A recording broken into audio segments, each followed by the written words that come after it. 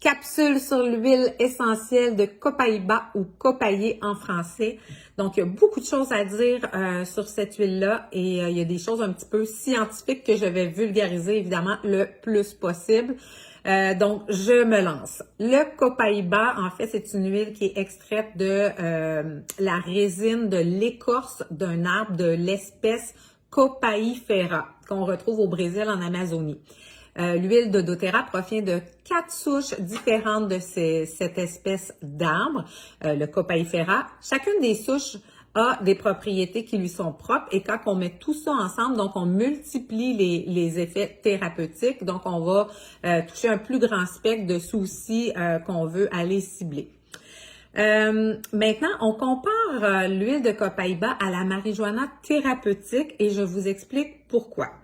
Dans notre corps, on a un système endocannabinoïde qui est impliqué dans la régulation de plusieurs fonctions physiologiques, y compris le système immunitaire, le système nerveux, l'inflammation, la réponse à la douleur et au stress. Ce système-là possède deux types de récepteurs, les CB1 et CB2. Les récepteurs se trouvent un peu partout dans notre corps et dans notre cerveau également. Dans la marijuana, il y a deux types de cannabinoïdes. Le THC, qui est celui qui va agir sur les récepteurs CB1 et qui va donner les fameux effets buzzants, psychotropes qu'on ne veut pas quand on veut soulager des soucis. Et l'autre cannabinoïde important, c'est le CBD. Lui va agir sur les récepteurs CB2 qui ont des effets, qui ont des avantages très importants au niveau physique, dont le soulagement de la douleur, réduction de l'inflammation, soulagement du stress, des symptômes anxieux, va aider le système cardiovasculaire, le système nerveux, bref, etc., etc., plein de bénéfices thérapeutiques. Dans l'huile de copaïba, on retrouve un composé qui est considéré comme un troisième cannabinoïde qu'on appelle le bêta-cariophyllène. Okay? Celui-là est présent à 60% à peu près dans l'huile de copaïba. C'est un composé unique qui vient se lier, tout comme le CBD, aux récepteurs CB2 qui viennent les activer. Toutefois, sans interagir avec les CB1, ça, oui, CB1 qui, on se rappelle, avait des effets psychotropes. Donc, quand on active nos récepteurs CB2, on vient vraiment réguler notre système immunitaire, on va venir jouer sur le côté anti-inflammatoire, sur le côté douleur, donc plein de bénéfices. Quand on parle des propriétés anti-inflammatoires, ça va être un choix intéressant pour soulager la douleur. Ensuite de ça, effet analgésique, encore là pour soulager la douleur. Ça a un effet protecteur de notre muqueuse gastro-intestinale, donc ça va vraiment prévenir les lésions et ça va favoriser une bonne santé digestive.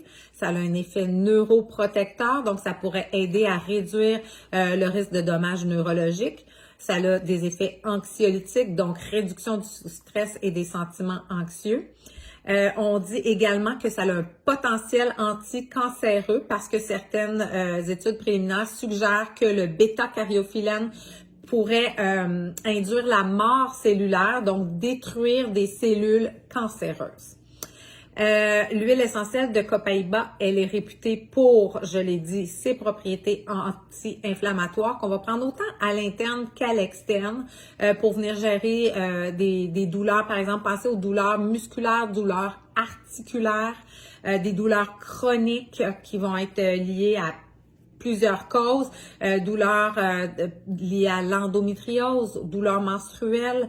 Ça a aussi des belles propriétés antibactériennes et analgésiques. Ça va favoriser la cicatrisation de la peau. Ça a des propriétés antifongiques, donc pensez à tout ce qui est champignons. Des belles propriétés au niveau du système respiratoire, donc pour aider avec tous les soucis respiratoires. On peut s'en servir comme un expectorant pour soulager la congestion. Va aider avec les problèmes urinaires. Au niveau du cerveau, c'est très relaxant. Donc, on l'a dit tantôt, diminution du stress, des sentiments anxieux. Ça va favoriser le calme. Donc, une très belle huile comme support émotionnel. Il y en a qui s'en servent également pour le dodo, une goutte ou deux sous la langue, parce que oui, c'est une huile qu'on peut prendre de 3 façons, à l'interne, sur la peau ou encore en diffusion. On pourrait aussi s'en servir pour mettre dans des mélanges pour nettoyer dans la maison. C'est une huile aussi qui va stimuler la clarté mentale, l'énergie mentale, donc favoriser la concentration aussi. Bref, c'est une huile qui a beaucoup d'effets thérapeutiques bénéfiques sans avoir les désagréments de l'euphorie, des effets buzzants qu'on parlait du cannabis. Donc, c'est une huile qui va agir sur presque tous les systèmes du corps humain. Donc, très, très belle huile à avoir dans votre trousse de solutions naturelles. Voilà, je vous souhaite une belle journée.